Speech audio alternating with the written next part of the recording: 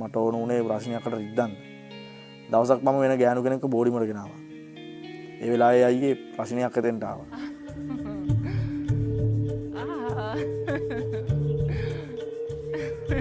අශෙන් අශෙන් අරිනවා මේ දොර අශෙන්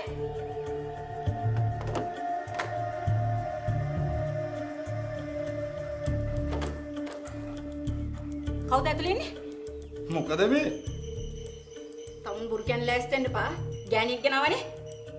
ඔය ඉන්නවා තමයි මොකද ප්‍රශ්නේ? මම ඉද්දි තවත් ගෑණියෙක් ගේන්න මේ ගෙදරට. මේ මම තමුසේගේ මිනිහා නෙවෙයි. මට ඕන දේ මම කරන්න. මාව කාටවත් ලියලා දීලා නැහනේ. මේවා ඔයා කියපු වචන. මේවා මගේ වචන නෙවෙයි. මේක මගේ ගෙදර. තේරුණාද? මේ මම වෙලාවට කුලිය දෙනවා. තමුසෙටත් වෙන මිනිස්සුත් එක්ක නාඩගම් නටන්න පුළුවන් නම් මටත් පුළුවන්.